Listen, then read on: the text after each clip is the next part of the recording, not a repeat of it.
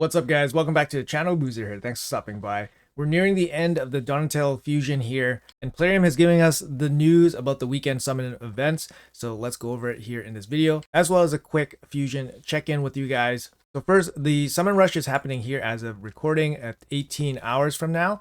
And yeah, so if you guys didn't complete the champion chase earlier last week in its entirety, then you guys will need to complete the summon rush in its entirety.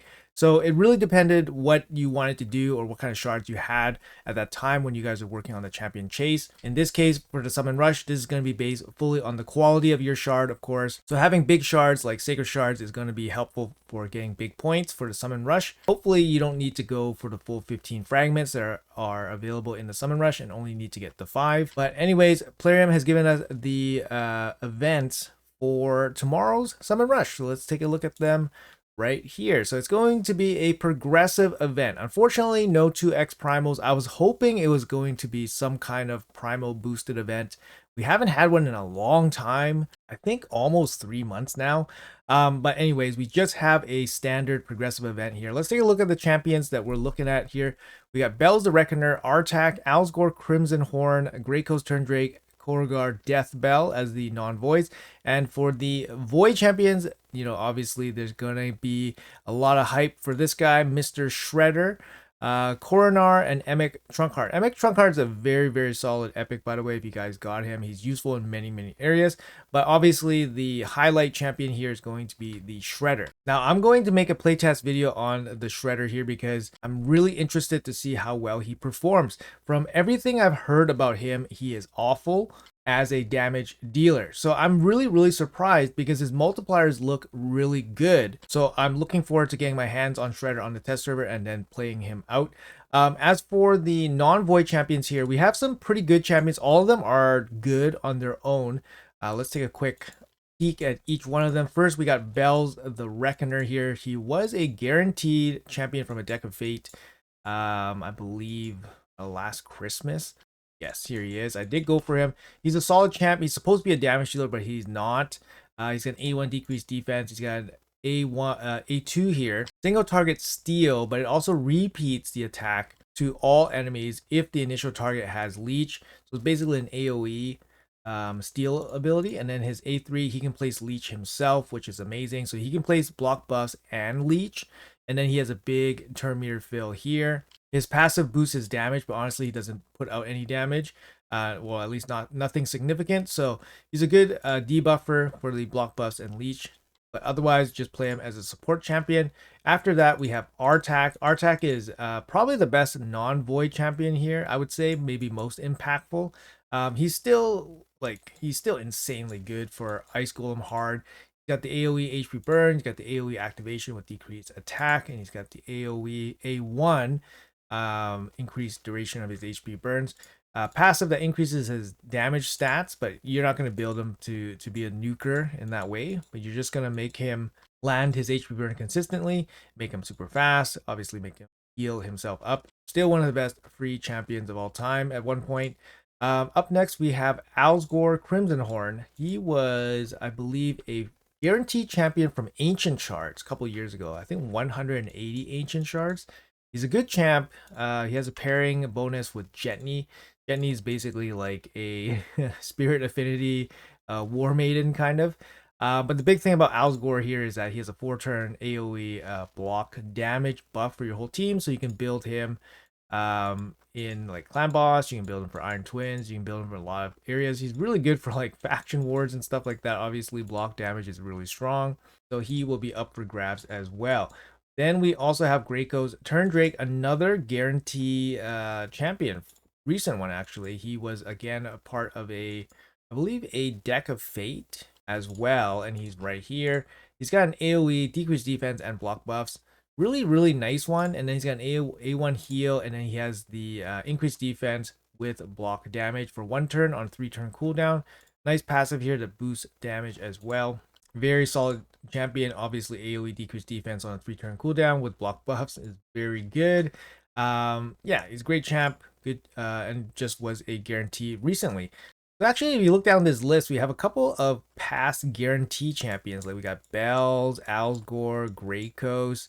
Next up we have Korogar Death Bell. Korogar Death Bell I don't think was ever offered as a guarantee. Sorry, I went to the Orcs. He's actually an Ogren. Korogar, I have Korogar. Yes, here he is. He's a good champion too. And I wouldn't be surprised if he was offered as a guaranteed as well. He's not game-breakingly good. He's got a 3-turn cooldown, ally protection, strengthen. Very good for like clan boss teams, for example. He's got an AoE turn meter fill with a cleanse on a 3-turn cooldown. Again, very useful. A1 heal, and then he has a passive here that increases resistance and defense. And he also puts out a little bit of a counter attack as well. I mean, yeah, totally solid champion. Good support abilities here, good buffs. He's going to be up for grabs as well. So that's going to be the non-void champions. And then as we mentioned, the void champions here, are good. Obviously, Coronar just got a buff. Emic Trunkheart was a past fusion, and he's very, very great in a lot of areas. So we got Emic here from the Sylvan Watchers, and he brings the team-wide cooldown reduction as well as the unkillable buff. Very good in a lot of areas. But the main draw here is going to be the Shredder. So we got 15x on the Shredder here. He looks awesome. Looks awesome. Looks awesome. Can't wait to actually play test this guy. Obviously, we've seen him in action in the event dungeon already. He's got multi-hit, triple hit A1 here. He's going to be slicing and dicing. He's got a bit of ignore defense as well. Got A2 here, AoE, double hit on a 3-turn cooldown. Each critical hit destroys the enemy's defense by 5%. Stacks up to 30%. Each critical hit also increases his champion's max HP, so he can stack his max HP up, so he deals more damage. And then he places Leech and places Perfect Veil on himself. It's a very solid ability on a 3-turn cooldown as well. Multi-hit AoE ability. And his A3 here. This is true ninjutsu. On a 4-turn cooldown, attacks all enemies. Before attacking, steal all buffs from a single target. This effect cannot be resisted if this champion is under Veil. Veils his champions, turn meter by 15% for each buff stolen. That's massive. Especially with this irresistible ability. Will ignore 15% of each enemy's defense as well as shield and block damage. If this champion is under Veil, we'll ignore 30% of each enemy's defense instead. So this is a really big hit. It's a single target strip with ignore defense. You probably don't build him out with accuracy. Because you want him to be under Veil, so you can take advantage of this Veil condition. When he's under Veil, he gets quite a bit of boost here. Obviously, the irresistible effects on the Leech, on the Steel, the damage boost here, it's pretty nuts. Let's look over his passive here. So his passive effect, decrease all incoming damage by 30%. This damage is split among all enemies except this champion. So there's a champion, I think Fat Man. Fat Man redistributes 10% of the damage. I mean, this is better than that. And then we have Taras, which is just straight a 50% decrease in incoming damage. So he's somewhere in the middle there. Still really, really good passive effect. His damage increases for each dead ally, which is wild. Active effect. Whenever this champion loses 20% of their max HP in one hit, it has a 100% chance to evade the next attack. When this guaranteed evade activates, place a perfect veil on the champion for 2 turns. It has a 50% chance of placing true fear on all enemies as well. So yeah, it's a pretty annoying effect. It's on a 1-turn cooldown. He can place veil on himself, but it requires him to get hit, which is not the best situation. So you can get quite a bit of bonus from him if he has veil. But it seems kind of counterintuitive because you don't really want him to get hit because he is a damage dealer. Albeit he is an HP based damage dealer, so he's a little bit tankier than just like attack based damage dealers. And he has a passive here that reduces incoming damage. Also, he's packing an HP in all battles aura. Good base stats overall, a little bit on the average side for speed, considering that he's a true ninja, or you would expect him to be a little bit faster. But anyways, a super cool champion. Can't wait to get my hands on him for a damage test and a play test. But yeah, he's going to be up for grabs for the weekend. Now, void shards during a summon rush isn't the worst. So if you have some void shards that you want to spare, it's not the worst conversion rate for points. But obviously, you want to be using sacred shards instead for the most points per shard.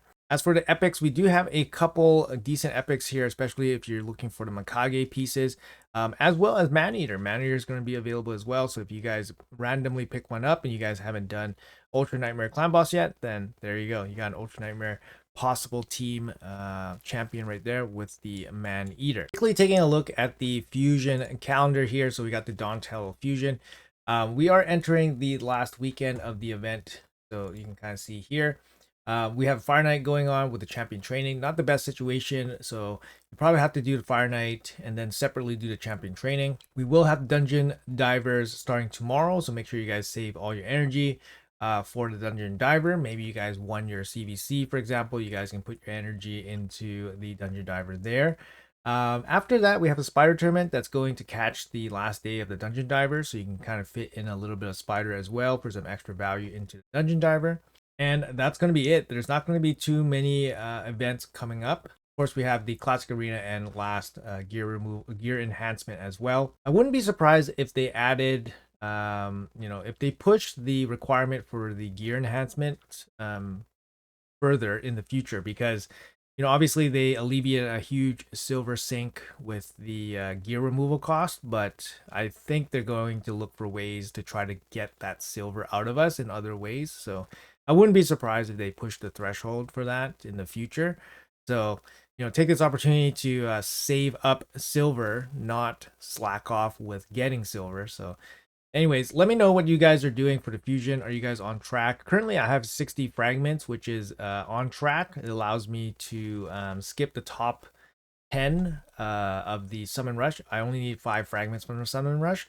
Of course, my goal is to save as much shards as possible, preparing to get all the characters that are going to be offered in the next month or two for this Ninja Turtles collab. I've been a little bit fortunate. I picked up maybe a couple sacred shards in the last week, as well as finishing off Hard Doom Tower, so that gives me a couple extra sacreds. So I'm looking pretty healthy right now, but obviously I want to be on the safe side. I want to pick up, Leonardo. I want to pick up his soul. Leonardo looks awesome. Make sure you guys check out my playtest for that. That's going to be coming soon. But anyways, that's going to be it for the video, guys. Just a quick touch in on the Donatello Fusion, as well as a quick update on the 15x progressive event for the weekend. Thanks so much for watching until the end. Appreciate your time, and I'll see you guys in the next video.